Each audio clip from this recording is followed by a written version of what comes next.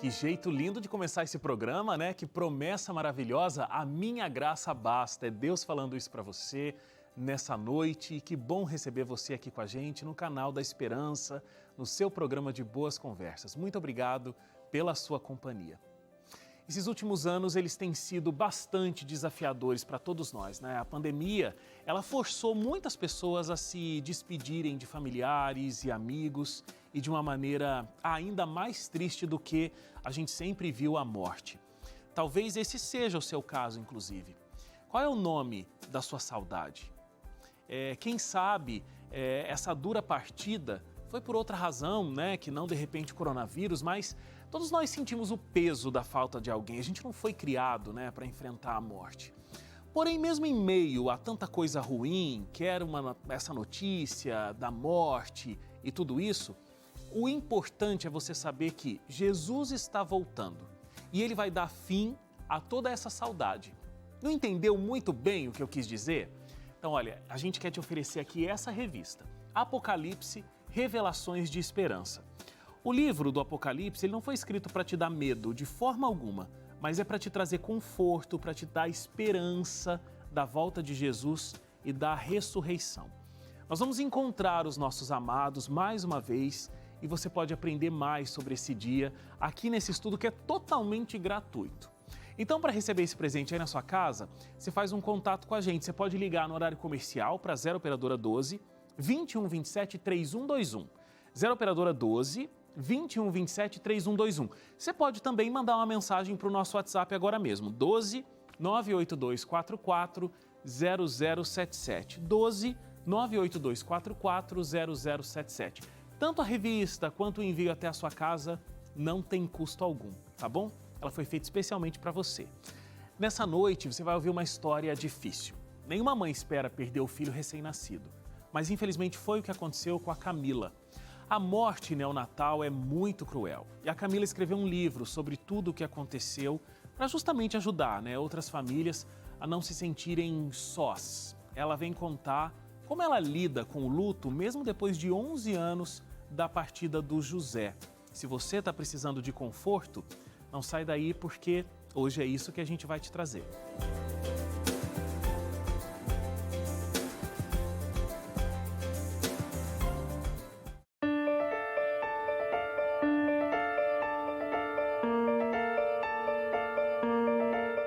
De volta aqui o Identidade e a gente já está recebendo a Camila.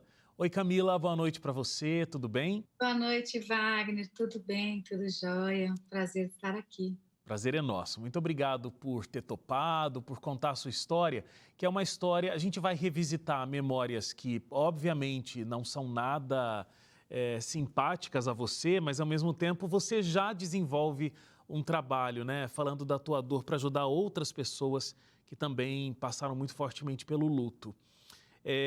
Bom, você perdeu o seu filho 11 dias depois do nascimento dele, né? Você relata no teu livro que a coisa mais difícil que você fez na sua vida foi ir até o velório do seu filho.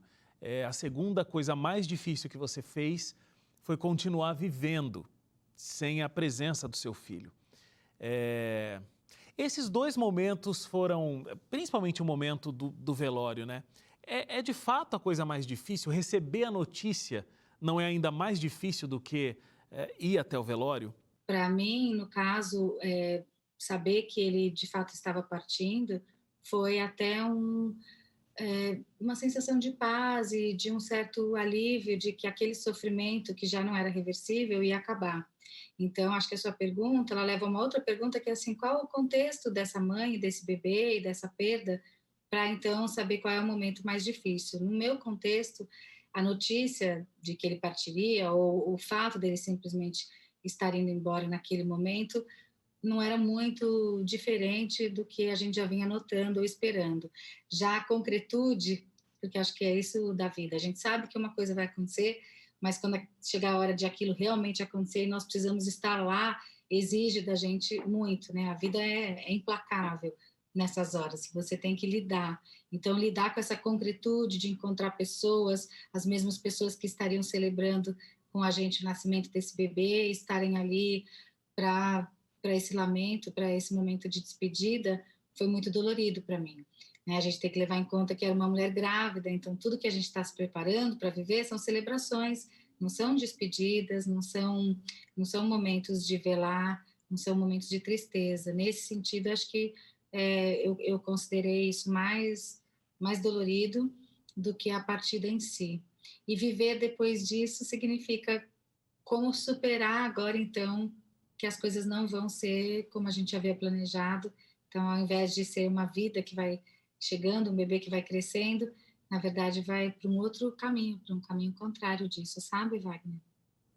Como é que você ah, recebeu o apoio das pessoas, inclusive outras histórias parecidas com a tua, contribuiu para que você enfrentasse todo esse luto tão complexo? Realmente o chão assim se abre, a gente desaba, parece que tem um buraco maior que a gente dentro do próprio corpo, a gente vai para lá e acha que nunca mais vai voltar. E o que faz com que a gente volte justamente é quando a gente começa a se dar conta, e no meu caso eu comecei a me dar conta muito rápido, que não era só comigo, que haviam outras mães que tinham passado essa mesma experiência, de que haviam outras histórias de outros bebês, outras famílias, outros destinos que tinham tido uma marca como o meu agora estava tendo. Então, acessar essas histórias, encontrar essas pessoas, receber solidariedade de quem já estava um pouco mais lá adiante no caminho, saber como essa pessoa lidou e principalmente saber que ela ficou bem, é o que me motivou não só a continuar, né, um dia após o outro, quanto também a escrever o livro do José, porque eu pensava assim, que alguma outra mãe, quando viveu o que eu vivi, se ela tiver essa história para se apoiar e perceber que ela não está sozinha, que ela não é a única, que infelizmente a morte faz parte da vida e está na vida de todos nós, então talvez vai ser um pouquinho mais fácil, menos dolorido essa travessia que eu falo que é tão solitária, né, que é a travessia do deserto do luto. Uhum. Então, o encontro, isso que você está me perguntando, o encontro com pessoas que viveram a mesma coisa, ou histórias parecidas, não necessariamente iguais, faz com que ressoe para nós uma força de dizer assim: ela deu conta, eu também vou dar. Eu não só eu passei por isso, outra pessoa passou também. É o nosso coletivo, é a nossa humanidade que fala mais alto nessas horas. Me fala da importância que o Grupo Casulo teve nesse processo como um todo. O que é o Grupo Casulo? O Casulo é um grupo de apoio, é um grupo de apoio ao luto, e eu comecei a frequentar esse grupo quando eu estava, acho que nos primeiros meses, mesmo naquele período que é mais crítico, né, mais latente do luto. Eles foram muito acolhedores comigo, e como outros grupos de luto são e precisam ser. E o mais interessante é você perceber que eu brincava, porque o humor também ajuda nesses momentos de muita dor e momentos de muita tristeza, a gente ter essa possibilidade de trazer uma leveza, de rir um pouco da nossa própria história, ajuda muito, né? Traz um oxigênio. Então eu brincava, eu falava assim, agora ao invés de ir ao grupo das gestantes ou das mães com bebês, eu vou ao grupo das enlutadas. Tudo é questão da gente achar a nossa turma. Então o grupo de luto é isso, é você encontrar a sua turma, encontrar pessoas que estão lidando com as mesmas coisas, as pequenas e as grandes. O luto de uma mãe que perde um filho recém-nascido é uma saudade de uma coisa realmente que não foi vivida, né? É uma saudade de uma ideia, de um plano, de uma concepção de como seria, né? A expectativa de como seria a vida com essa criança. É diferente, obviamente, de uma mãe que perde um filho onde existiu uma convivência, então é uma saudade de algo concreto que aconteceu, ou mesmo essa saudade que fica não de uma mãe, mas de alguém que conviveu com alguém, né? Um familiar, uma pessoa muito querida, é uma saudade de algo que realmente aconteceu. É, Onde você coloca, em que lugar você coloca essa saudade, esse luto? É mais difícil ainda esse luto da expectativa do que o luto de algo concreto? Essa saudade do não vivido, esse vazio, esse espaço que se abre de um planejamento, de uma expectativa, de uma coisa que estava por começar e ela é interrompida, é muito, muito dolorida, porque mexe com a nossa possibilidade desse futuro, principalmente quando é um filho, né? O que é um filho? É a nossa continuidade nessa existência. O filho é a nossa hereditariedade, é é como se a gente, de alguma forma, na existência de um filho, a gente continua, né? Ele carrega não só a nossa carga genética, mas a história da nossa família, a nossa história. Então, quando isso é interrompido, é como uma parte da gente também que se vai. Então, acho que trabalha e dói porque faz com que a gente trabalhe com essa perda do futuro, com essa saudade do que a gente não viveu, de tudo aquilo que seria. É mais difícil do que perder alguém que você viveu anos da sua vida muito próximo. Não sei dizer, eu não gosto dessa coisa de falar isso é mais difícil que aquilo, sabe, Wagner? Porque vira uma comparação de dor, e eu acho que dor não se compara. A dor do luto, a dor da perda, a dor da separação, a dor de alguém adoecer, né? Agora, como a gente tem vivido na pandemia, tantas pessoas viveram suas perdas. Dá para dizer qual que está mais fácil, qual que está mais difícil? Não dá, porque é a dor de cada um. É que são muito diferentes. Uhum. Eu percebo assim, a pessoa quando perde um filho, que ela viveu alguns anos com esse bebê, com essa criança, ou até mesmo chegou à vida adulta, ela tem toda uma história, um repertório, tanto que ela se nutre dessa história, ela tem essa linda história dentro do coração e da vida dela, isso ninguém apaga, mas ao mesmo tempo ela tem muito mais para se desatachar, se desapegar e lidar com muito mais repertório, vamos dizer assim. No caso de quem perde uma vida que estava começando, como é de um bebê recém-nascido, não tem esse repertório, né? Qual era o jeito dele? Eu não sei. O que ele gostava de fazer? Eu nunca vou saber. Então, esse não saber e não ter vivido é muito particular, é uma dor muito única. Por isso que a gente fala que a dor perinatal, a dor da mãe enlutada, esse luto específico, ele tem essa particularidade, sabe? Que você quase teve, é quase uma traição, você se sente traído da vida, porque você quase teve, mas não teve. Então, teve um pouco apenas. E aí acabou. Aquilo que você ficou 9 meses se preparando para viver, acaba muito mais rápido. E aí essa rápida interrupção, esse corte abrupto, essa inversão, é uma inversão da ordem da vida, né? O filho ir embora antes da mãe. Claro. Essa inversão mexe muito com a gente, é inevitável. E é importante que a gente diga, é um luto muito particular, por isso é importante que as pessoas procurem o apoio adequado. Não é simplesmente dizer, é como perder um avô, é como perder uma avó, é uma história única nessa singularidade da dor, me entende? Entendo, entendo sim. Bom, Camila, a gente sempre quando ouve falar de luto, a gente, né, se fala mais de luto hoje do que se falava no passado, né? Hoje existe um entendimento de que é importante viver o luto, não dá para tentar ficar substituindo essa experiência, porque o luto, ele tem um ciclo e a gente precisa viver esse ciclo do luto para que a vida possa dar continuidade. Eu preciso fazer um intervalo agora.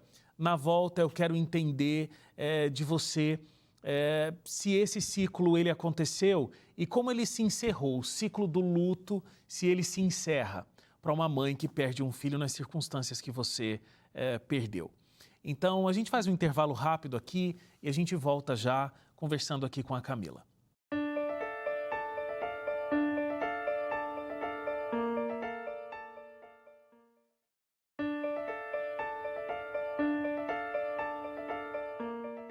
De volta aqui o Identidade, a gente está conversando com a Camila. A Camila é uma mãe que perdeu seu filho com 11 dias de vida. É uma situação toda diferenciada, uma situação muito complexa para quem vive. E antes ali, né, da nossa saidinha para o intervalo, estava dizendo de como hoje se fala muito mais sobre luto, a importância de se viver o luto e não tentar, né, empurrar como uma poeira para debaixo do tapete, para que a vida possa seguir. O luto tem suas fases, precisa-se viver essas fases para que se encerre esse ciclo. Como é que a situação foi para você? Exatamente, é preciso viver o luto e esconder e jogar debaixo do tapete, como eu brinco, não tem tapete que dê conta dessa história, não tem como colocar embaixo do tapete e falar, não vamos falar disso, porque não falar disso é como se não tivesse acontecido. Aconteceu, é uma realidade dura de se enfrentar, como você bem colocou, mas é preciso enfrentar, porque a única forma de sair desse ciclo de dor e dessa tristeza profunda que a gente entra como mãe e como mulher quando a gente vive essa experiência de perder um filho, é podendo viver esse luto. E o que isso quer dizer? O que é viver o luto? né? Por que que hoje a gente tem, graças a Deus, uma sociedade que está se abrindo mais para esse diálogo? Porque viver o luto é como viver qualquer outra experiência de grande aprendizado que a vida nos proporciona, porque é sobre isso a vida, né? Sobre uma grande evolução, sobre um grande aprendizado. Só que essa história, ela começa pelo fim.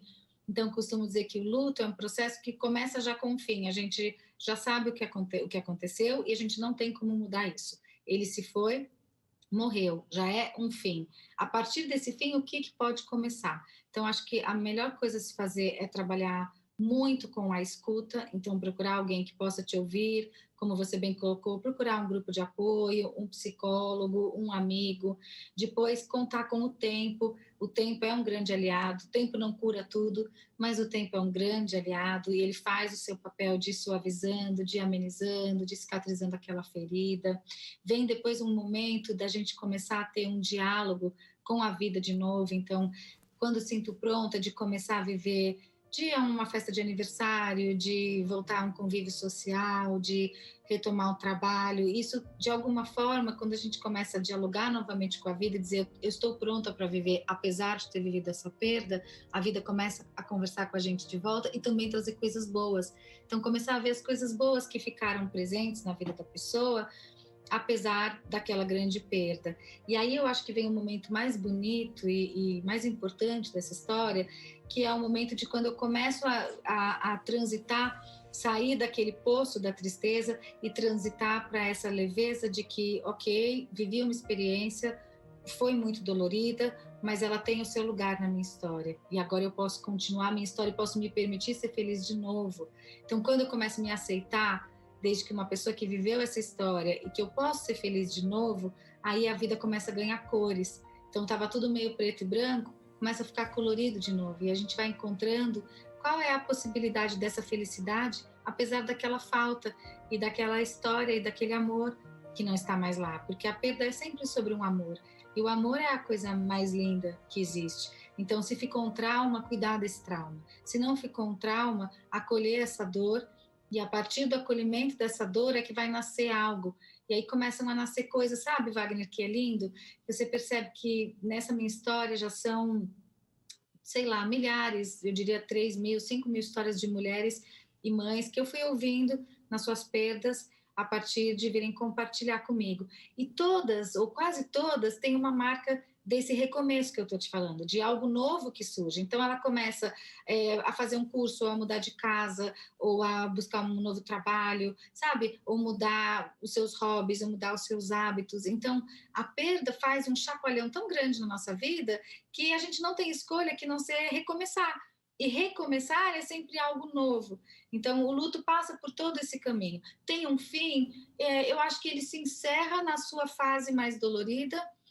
Para cada um, esse tempo é único, para alguns é coisa de meses, talvez para outro demore todo um ano, esse ciclo, mas as datas sempre vão estar lá. Então é importante dizer que mesmo quando já passou o período do luto e você já se sente restabelecida na sua vida, já encontrou o apoio que precisava, já teve um novo começo, até uma nova gestação, né? Às vezes a chegada de um outro filho que traz essa vida de volta a essa casa, esse chamado bebê arco-íris, que é o bebê que vem depois da perda.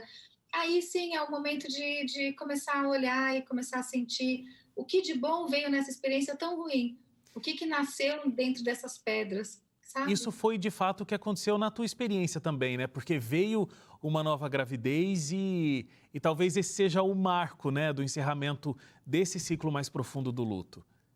Exatamente. Veio uma nova gravidez, veio o livro do José, que hoje é um filho para mim, né? Que ele já está aí 6 anos, 6 edições. Todos os dias eu recebo mensagens de mães e elas me dizem assim: você deu voz à minha dor. O que você escreveu é o que eu vivi. Aí todo dia eu penso assim, aquilo que eu pensei no meu momento da minha dor mais triste, naquelas primeiras 24 horas que eu pensei, cadê quem mais passou por isso? Cadê essa mãe? Ela precisa saber que eu existo, eu preciso saber que ela existe. Isso é uma coisa boa, é uma coisa maravilhosa que veio na minha vida e que hoje está acessível para muitas outras pessoas.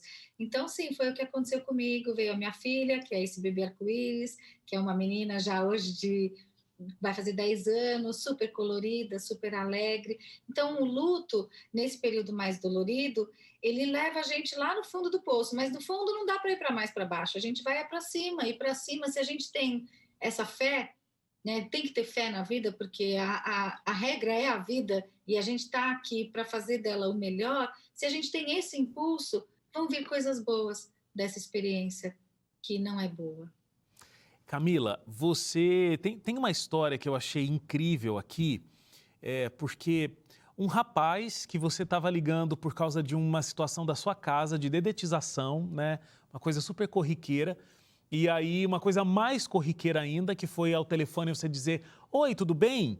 E ele disse para você, ali com todas as letras: olha, não tá, né? Tudo bem, eu acabei de perder minha filha, que estava na UTI, após 40 dias de UTI, ela faleceu. Qual foi a sua reação do outro lado da linha? E como foi receber essa notícia dele tão de forma inesperada? Foi incrível, porque pela primeira vez eu estava do outro lado dessa situação. Então, eu, como mãe, passei por isso todos os dias, quando eu tinha que sair de casa e frequentar o bairro, encontrar as pessoas que diziam: e o bebê nasceu? Como está seu bebê? Está bem? Como você está? Tudo bem? Como está a família? E eu não conseguia responder aquelas perguntas, elas eram para mim gigantes, absurdas. Como é que eu vou dizer para alguém que o bebê morreu? Como é que eu vou dizer para alguém que não está nada bem? Como é que eu vou dizer que minha vida está totalmente virada do avesso? E aí, naquele momento tão inesperado, numa situação, como você disse, tão corriqueira, eu estava do outro lado. Eu pude dizer para ele: eu sinto muito. E é só isso que é necessário dizer: eu sinto muito e vai ficar tudo bem. É só isso. E eu pude oferecer para ele, do meu coração, porque eu já tinha vivido aquilo, esse acolhimento. Porque o acolhimento, as pessoas acham que tem que saber o que dizer, que tem que elaborar o que falar. Gente, não é sobre dizer, é sobre sentir, é sobre escutar. Se você escuta o outro, dá um olhar de afeto, isso já é um acolhimento. E aí para o outro já vai bastar, porque não precisa estar sempre tudo bem. E não está sempre tudo bem. Sim. E essa é a realidade. Tem um trecho do seu livro, até peço licença, a gente anotou aqui para eu ler, porque eu acho que é um fôlego de esperança, principalmente nesse momento, como você bem disse, onde tantas pessoas passaram por perdas, né? Você diz: estou caminhando pela rua, sinto um vazio. Não é propriamente uma tristeza, é apenas um vazio. Tateando os bolsos, me pergunto: esqueci algo? O que será? Ah, lembrei. A dor do luto. Ela está deixando de me acompanhar. Aos poucos, aquela presença tão marcante vai se esquivando da gente. Não é imediato, não é tão perceptível, mas isso vai acontecendo gradativamente.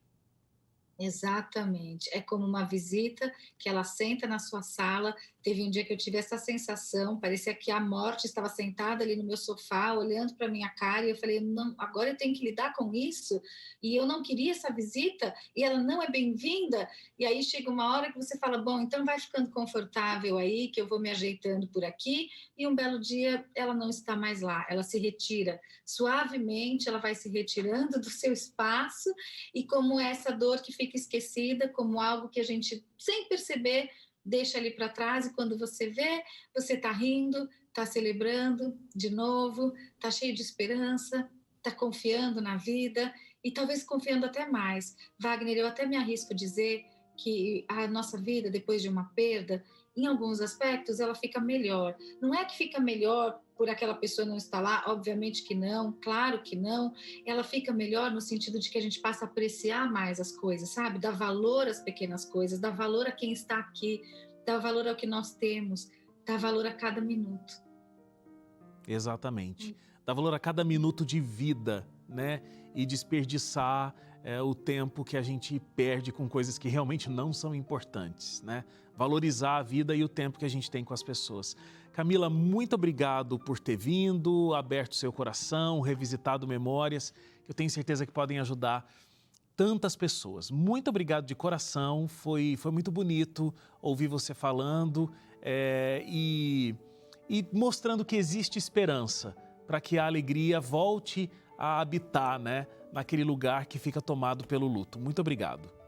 Exatamente isso, eu que agradeço muitíssimo, muito obrigada. Do luto à esperança, é isso. Muito obrigado, Camila. Boa noite. Boa noite para você também que ficou com a gente até agora. A gente se encontra de novo amanhã às 11h30 da noite. Estou esperando por você aqui. Até lá. Tchau, tchau.